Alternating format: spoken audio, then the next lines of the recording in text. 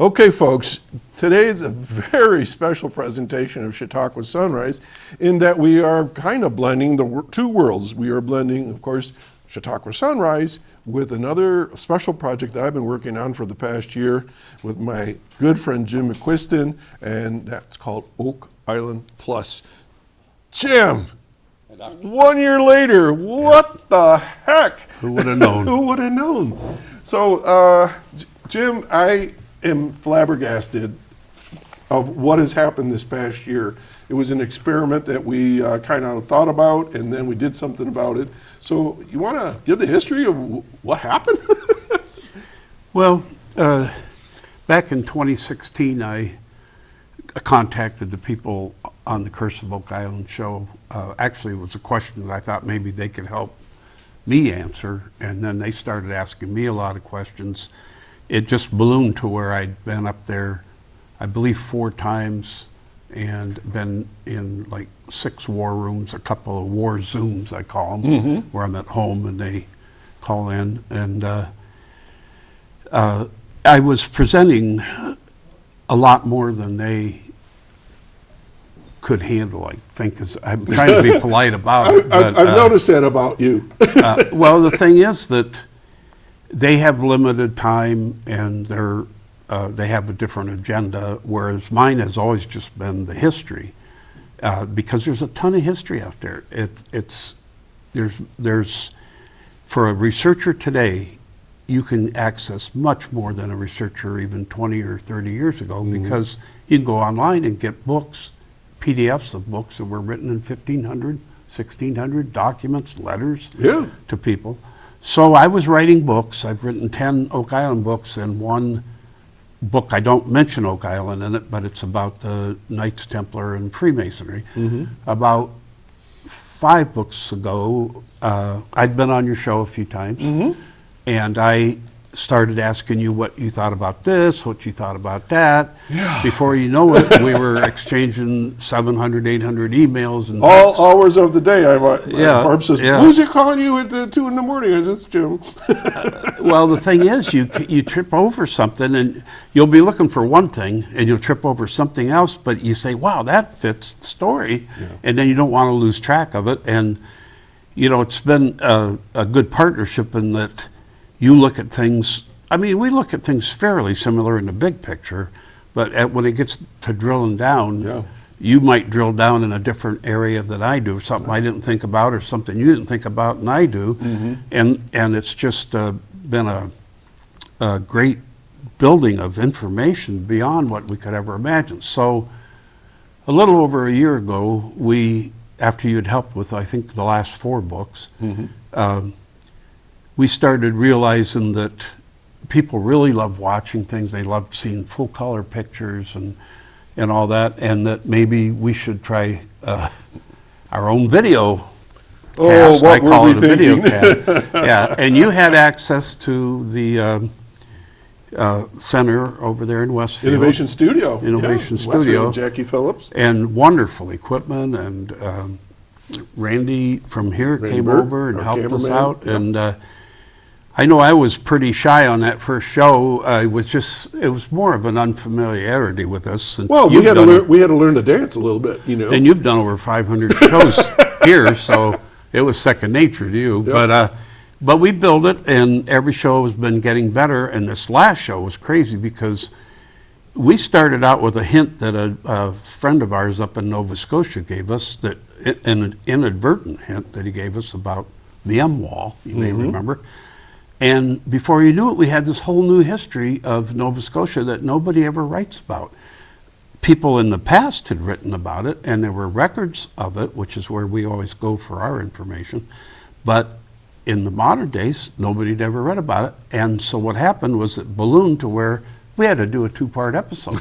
And even with that 2-part episode, we were leaving things out. So there's tons and tons of history out there.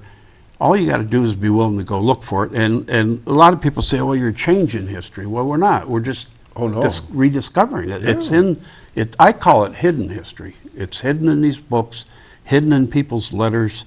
You can compare this to this to this and say, oh, they're all talking about the same thing. It all happened on that day, September 18th, 1632. The three sources, 400 years ago wouldn't be lying about it. They'd have no reason to lie about it. So it's just ballooned into a wonderful show, and we're getting a lot of, I don't know, you have the stats. I do. But before I get the stats, I want to do a shout out to the folks that follow us on Facebook. Yeah. Because I gave them the phone number yesterday if they want to call in. So don't be shy.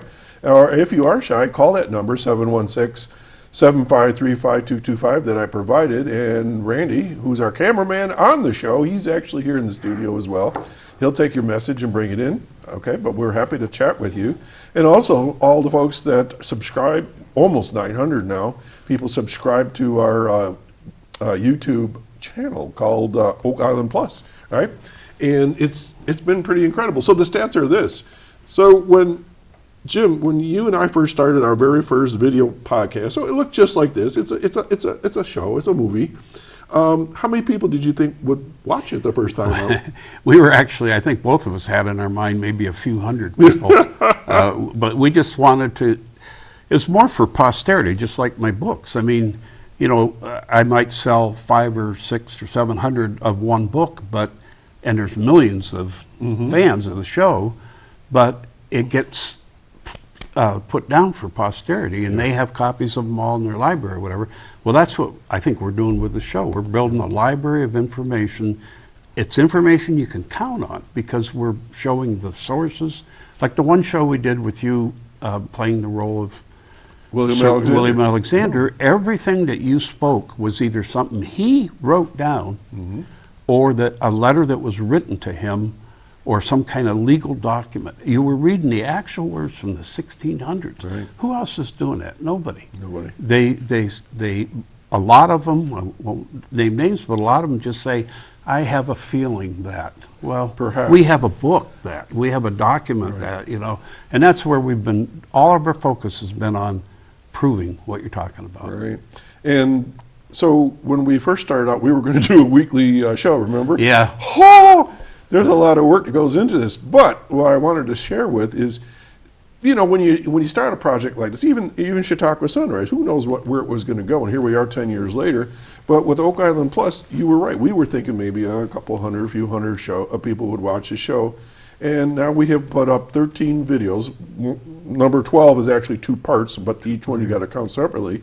And as of this morning, Jim, 28,500 views approximately, if you round it up. Wow. I mean, it's like people are hungry for history, you know. And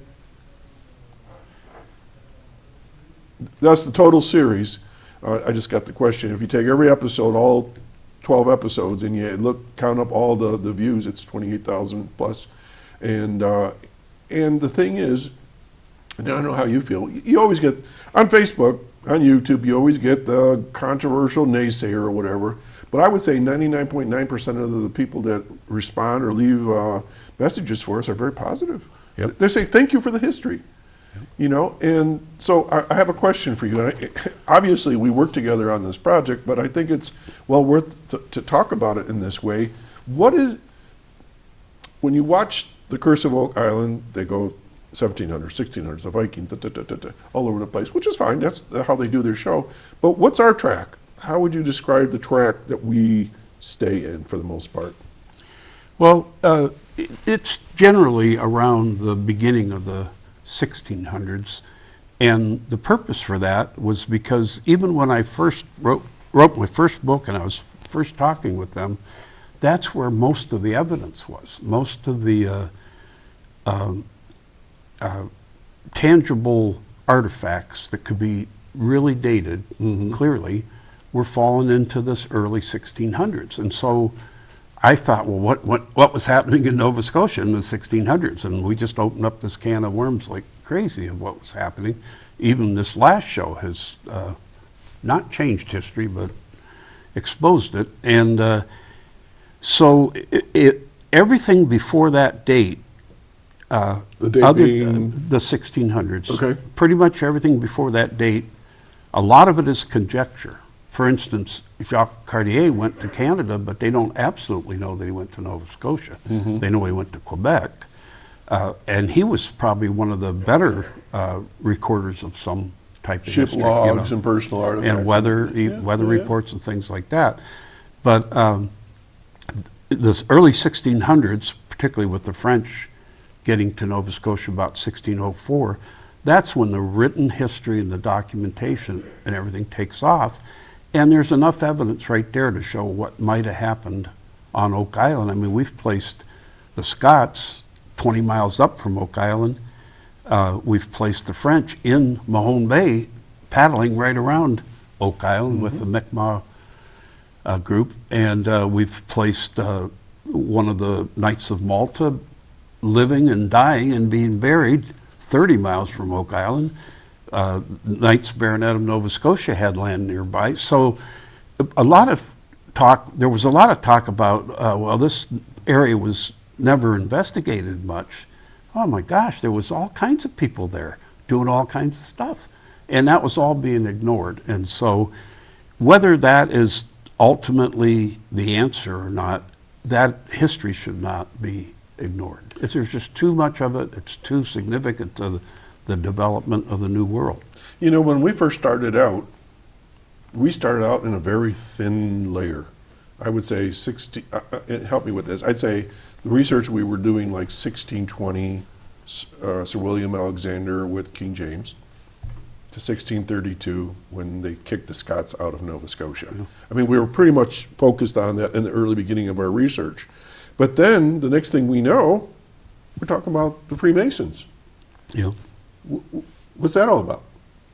Well, after the Scots were literally chased out of Nova Scotia by the Knights of Malta, which is this big discovery that we've made, and there's evidence for it. 2 years later, the sons of William Alexander and his business partner became the world's first known Freemasons. Mm-hmm. And we think that it was, knighthoods were a really big deal, at least up to that time. But there was a lot of pushback from the public against royalty and against privileged people. Yeah. And what about us? What about us?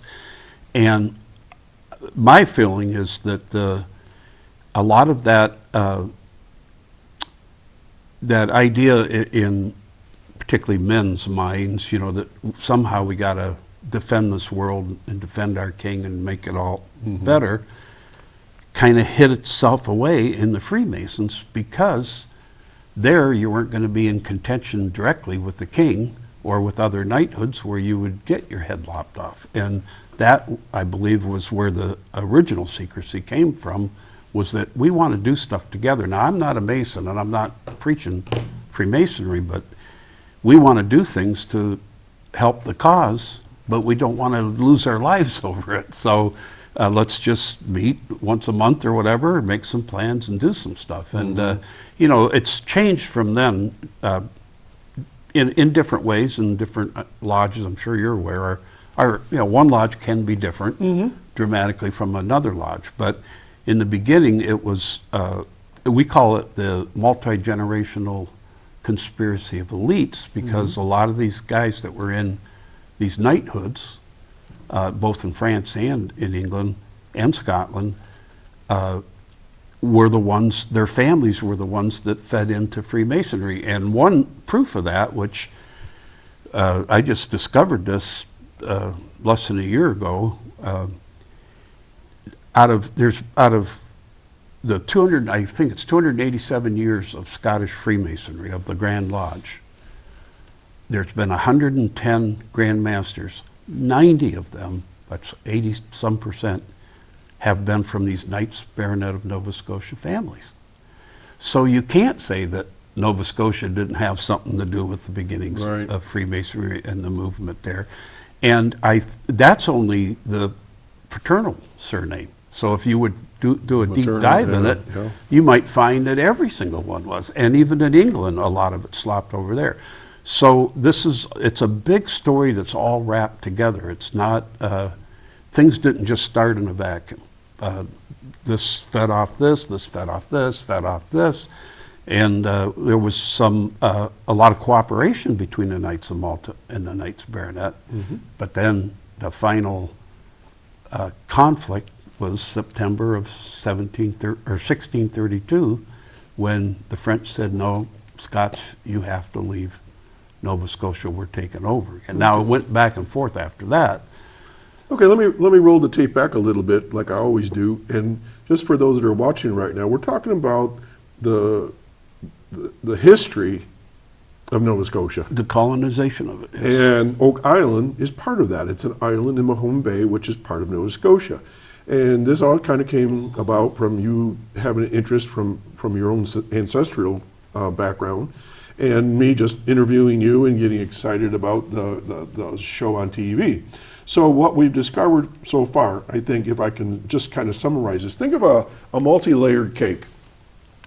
Thousands of years ago, you had the First Nations Native Americans, the Mi'kmaq, all right, which are the Indian tribes of Nova Scotia and over into Quebec, and they were in all that area.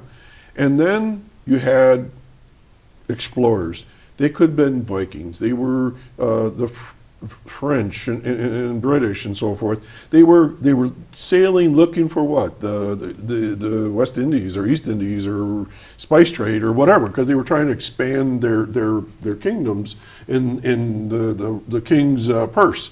And then over time, you had this group of French that were actually trying to settle in Quebec and so forth. And then along comes Sir William Alexander, has an idea.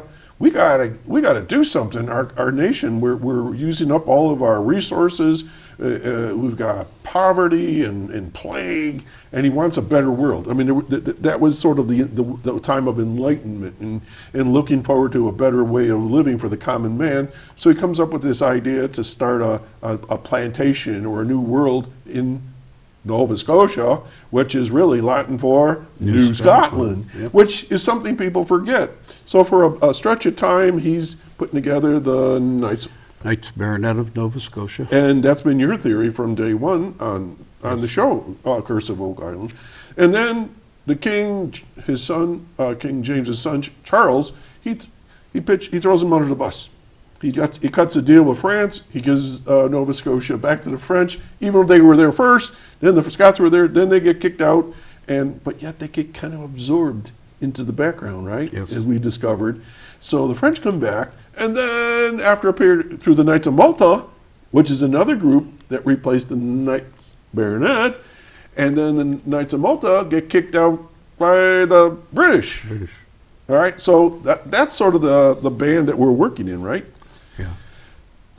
And, you mentioned my genealogy. One of the reasons I even approached them is because my distant cousin, his name is Sir Ian MacDonald McCushton, and McCushton is what they call his Gaelic patronymic. That's the branch of MacDonald's he came from. Well, so did I. That's where my McQuiston name came from, MacQuiston. Well, he's the premier Knight Baronet of Nova Scotia.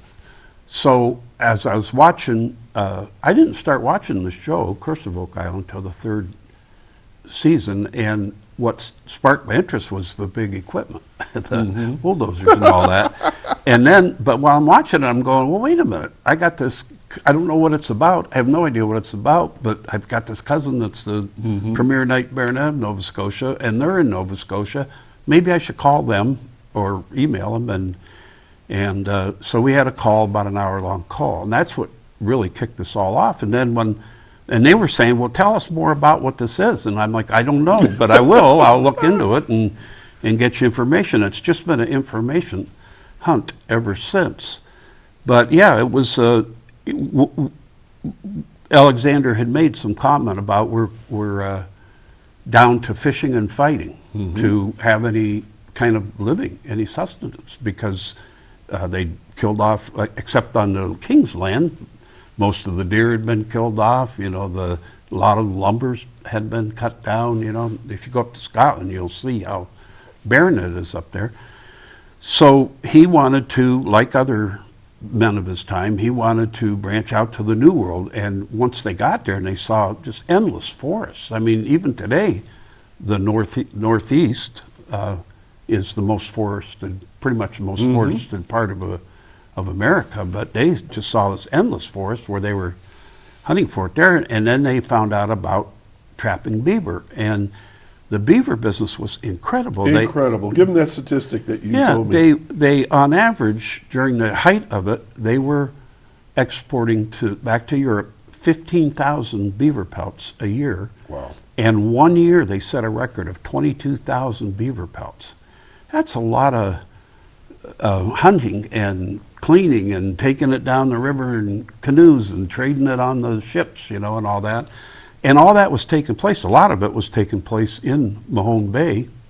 And we know that for a fact because one of the early French explorers was in that bay around 1632, around my target date, and he wrote that they came down what's now called Gold River, but it had a different name back then, into Mahone Bay, which had a different name back then, but they came down from New Ross, which had a different name, a significant different name, because there's little lakes up there, and that's where the beaver were hanging out. So the Mi'kmaq would, I don't know if they necessarily had traps yet, but they would somehow capture the beaver, bring the pelts down the canoes into Mahone Bay. Well, what's right at the bottom of Gold River? Oak Island. Oak Island's right at the bottom of the river. If you were going to go to, it's a big enough island because there's 300 and some islands in that bay, but a lot of them are smaller ones. But it's a big enough bay where you could build a stone road, you could bring your canoe up on that stone road, you could bring the ox carts from the ships, as Carmen showed us, that the ox, water didn't bother them. They could walk right up. You're referring to Carmen Legg. Carmen Legg. They could walk right up to the top of their back. They could load up the carts, bring them right up the thing, and trade there. And one of the reasons it promotes the idea of the trade there is that when they discovered the road, they also discovered Mi'kmaq artifacts and European artifacts. They discovered a trade weight, which you wouldn't take that with you if you weren't going to be trading. And they discovered a cloth bag seal, which would seal European cloth, which was one of the big trading items.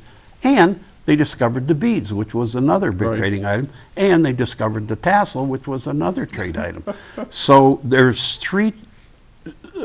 evidence of 3 trade items right on that island that would be normally traded to First Nations people for beaver pelt. William Alexander's son, William, had a 31-year monopoly on the beaver pelt trade. Of course, the French had a different idea. They had their own man that had the, so competition. Economics was driving a lot of it. The idea of being freer than you could be in the old world without worrying about the king lopping your head off, or, like you said, the plagues and religious strife and all that.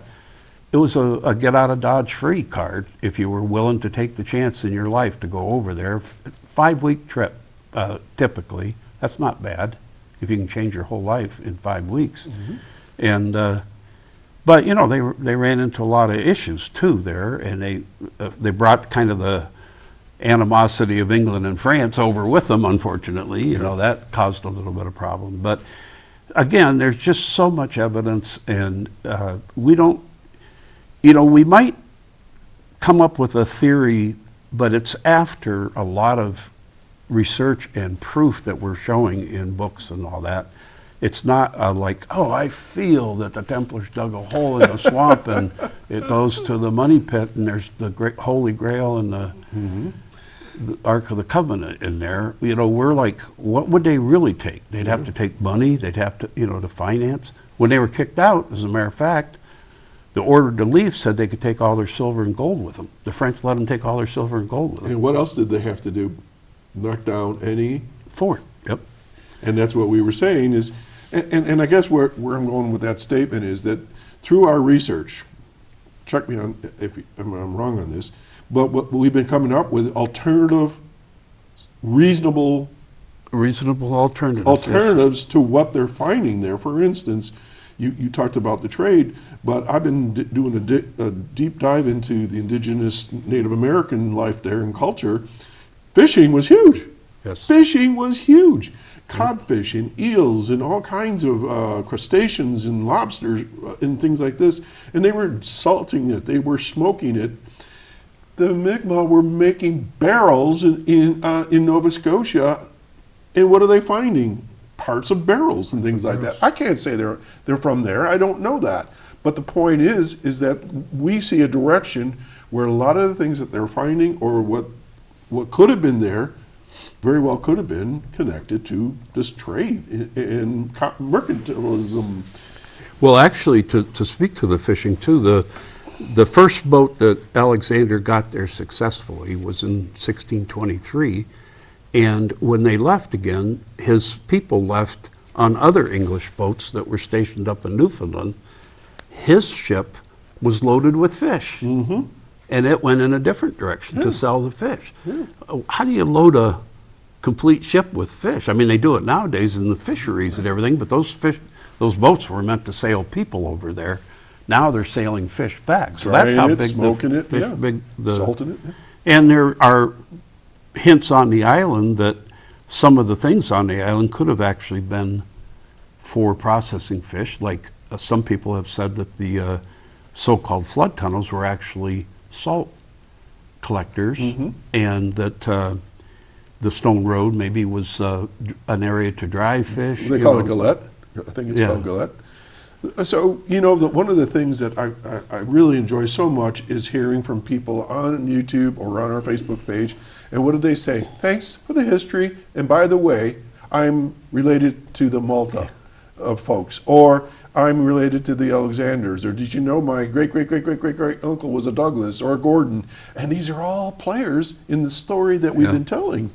Jim, when you say evidence, what do you mean by evidence? Because people say, well, I see a carving over in this country or saw that. I mean, when you say evidence, what are you talking about? Well, mostly the written word, I'd have to say. I mean, the written word, and then looking at motives and what the events of the time period were. And also the families, because as we've proven, a lot of this history has traveled through family members, all the way down to today.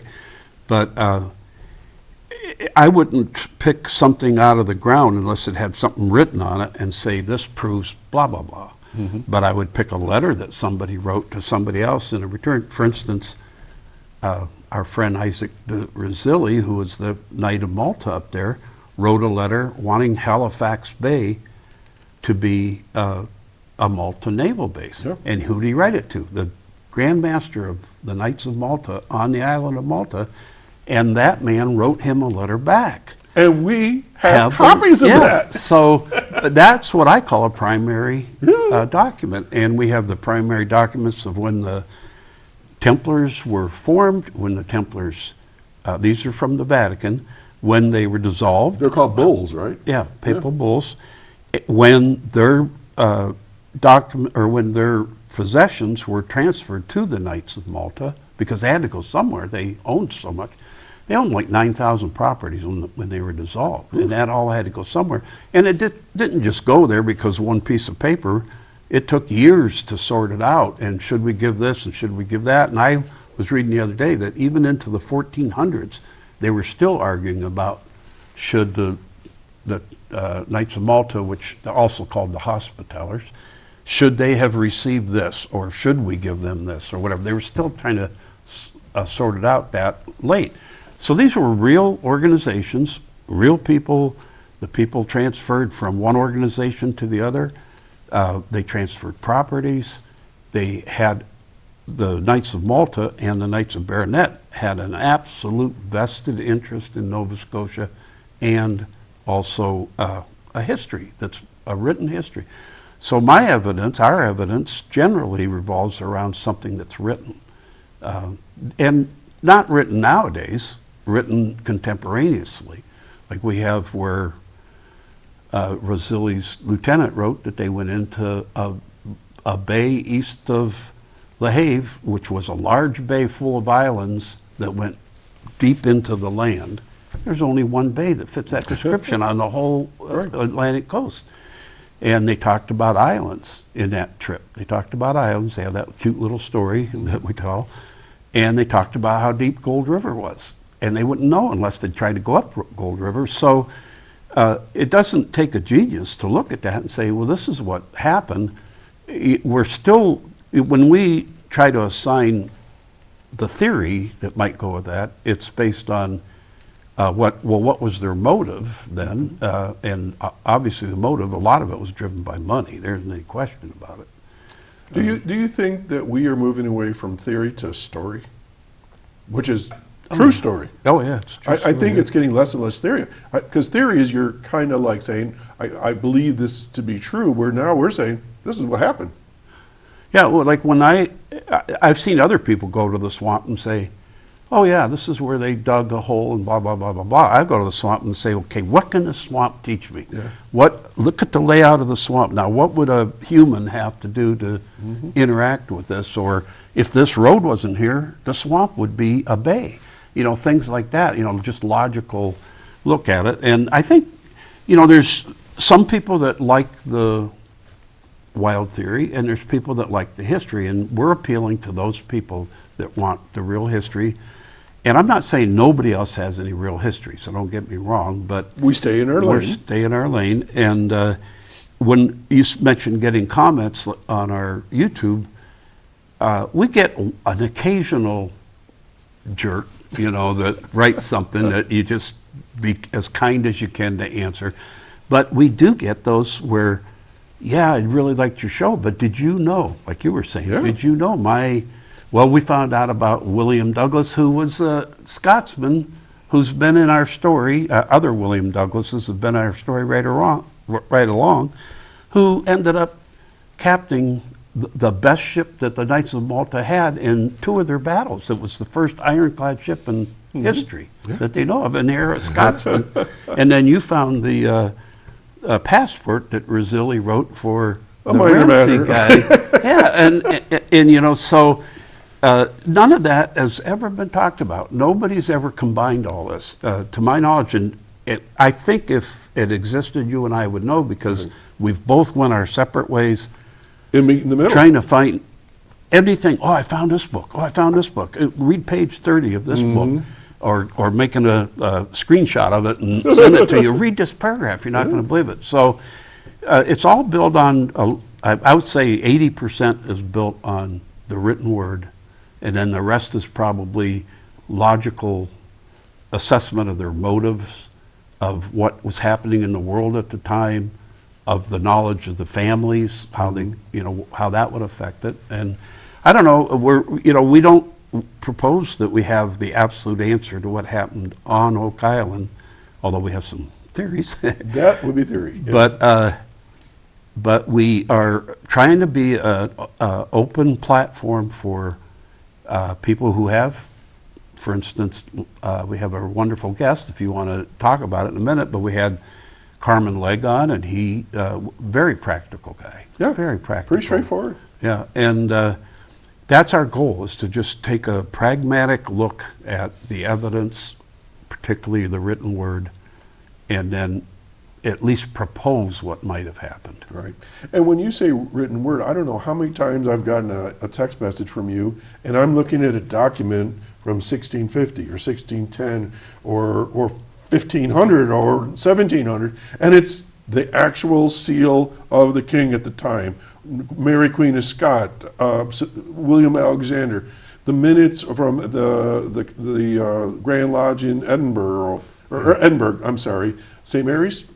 That was the name of the lodge? Yeah, St. Mary's. Where we've got the signatures of the first 3 Freemasons, because they were not operative stonemasons, they made them Freemasons. They were like, you know, social members, I guess you'd say.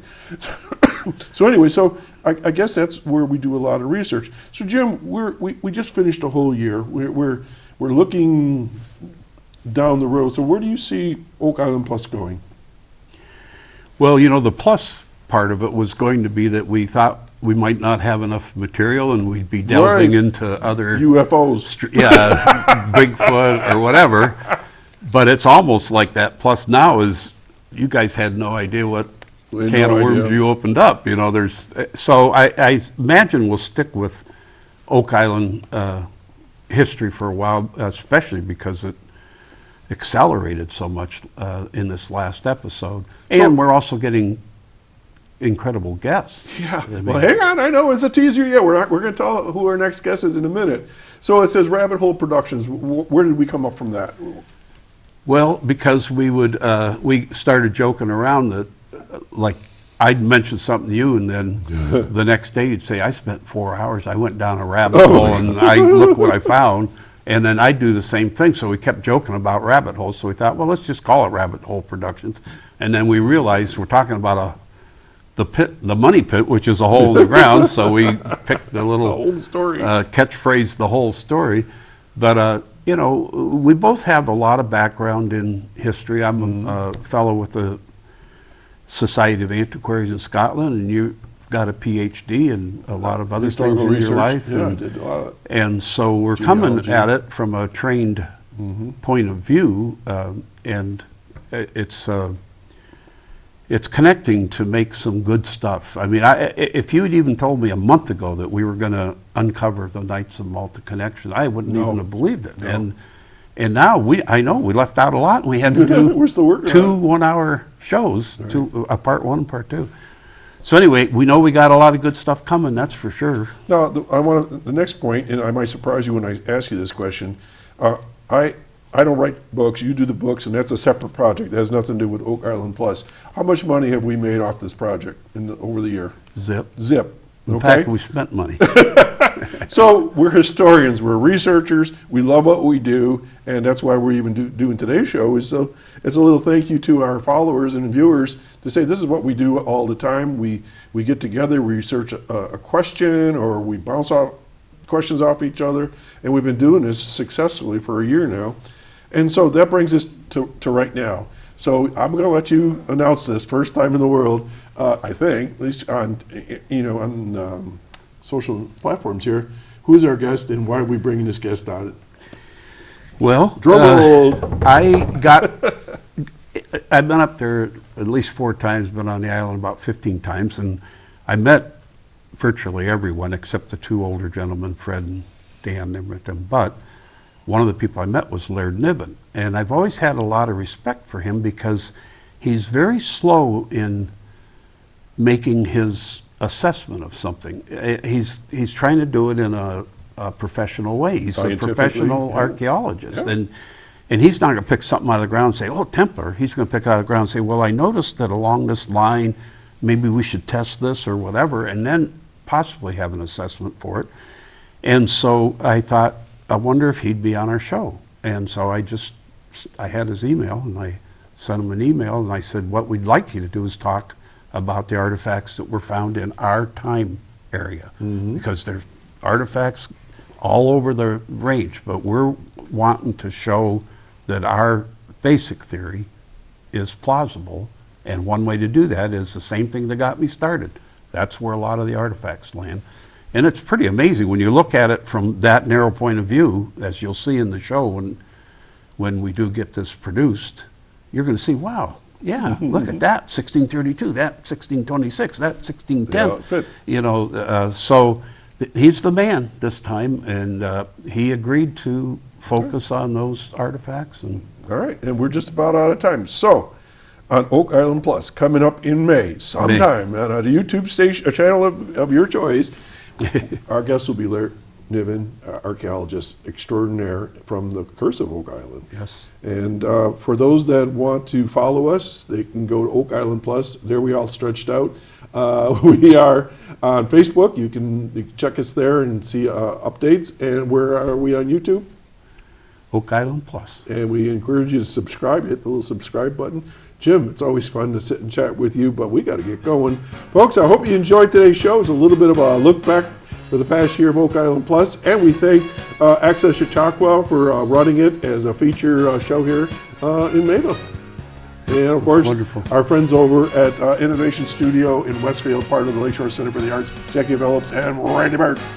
Well, we're going to do this next week, so stay tuned and have a great weekend. Come over here and buy some crafts and enjoy all the good things that's coming up this weekend and weather and next week. All right, take care and be safe. Bye now. Bye.